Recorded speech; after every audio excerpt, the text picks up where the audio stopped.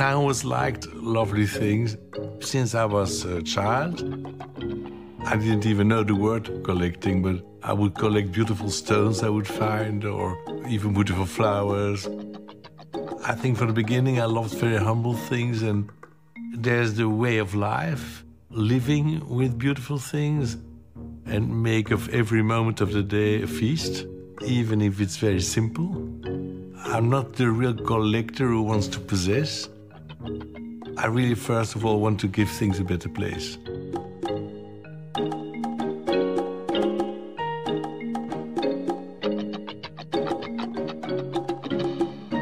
When I see an object, I don't think it's just the beauty, because when it's just only beautiful, I find it a bit superficial. I think the spirit of the object attracts me more. I think art opens your eyes. From the beginning, it definitely has been an evolution. My mother, she was a master of dressing beautiful tables with very simple things. And she preferred my father brought beautiful butterflies from the meadows rather than big, long roses from a flower shop. They wanted a small, cozy house. But this small house, my mother changed every 3 months. And like my mother changed the house, I changed my room all the time. My father was a horse dealer. He loved horses. He could hear a horse. He would know if it was a good horse or not a bad horse. I still ride horses every day, if I can. But I don't have the same feeling for horses as my father had. So I thought I need to study to make money enough to be a good collector. I was 14 and I went to England, and everywhere I was asked, is nothing for sale? Can I go and look at your attic? And I already discovered amazing things, and I came back on the boat with tables on my shoulders and bags with silver and a painting. I always think it's fascinating to buy something forgotten and to give it new life. 21st century for me is a century of recuperation. There's no space anymore, no forests enough to make new, no rocks enough to make new. I think we have to make new with things that exist already. These are beautiful 16th century Spanish panels. We still have to make a table of it. It's not decided yet. It's quite beautiful as it is. So. We don't cut at all. We leave it totally genuine. The old is like sacred, we don't touch. We just add. Okay. With antiques, I love to design. Like panels that are 16th century. And if we turn that one, it needed 300 years to make that panel. It's impossible to imitate. It's unique. For me, they are the most beautiful contemporary 21st century abstract art made by time.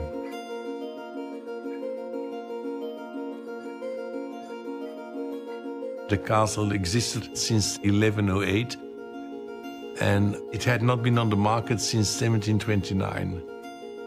With my wife May, we came for the light, for the landscape, the nature. It's almost 1,000 years old, so you can never really possess it. And I felt myself like I was called by the castle to work for it.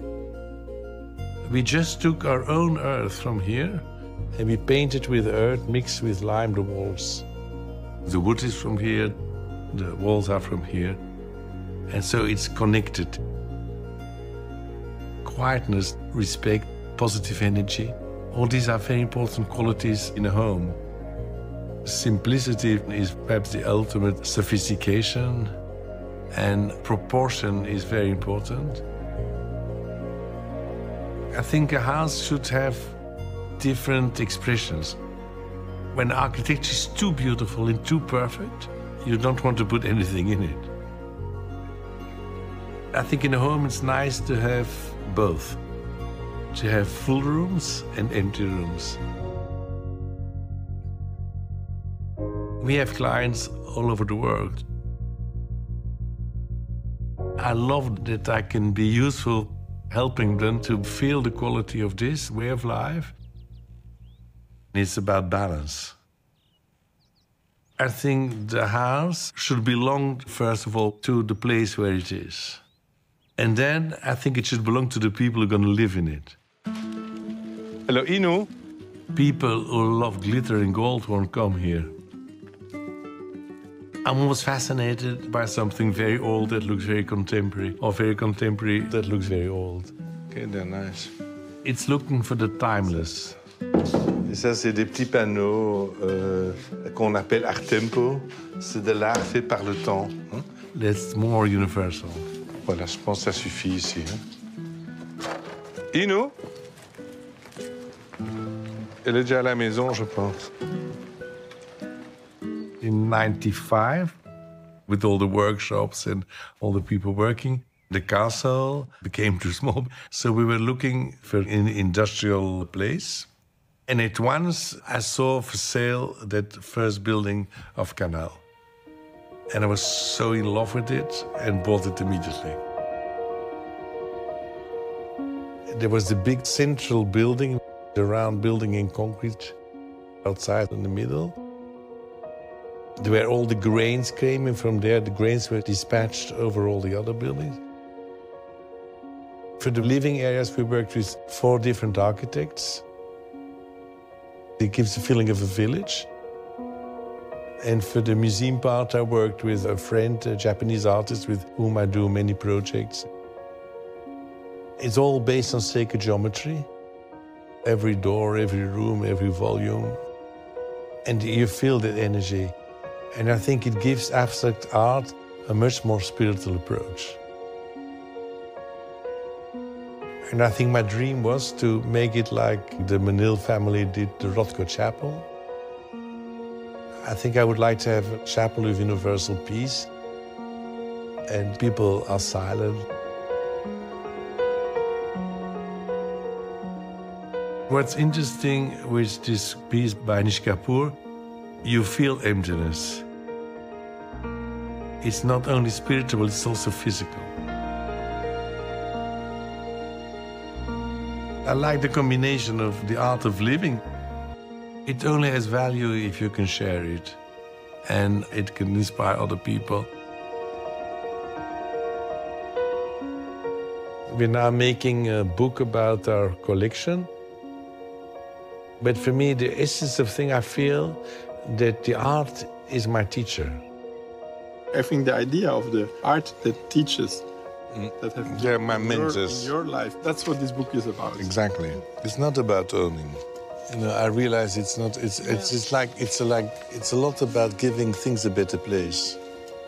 But that you cannot say from your own collection, because like my place is the best. When somebody asks you at customs, what's your profession? I never know what to write. I think I'm mainly an art dealer, but I think it's a name that just doesn't suit me completely. I like to be creative as well.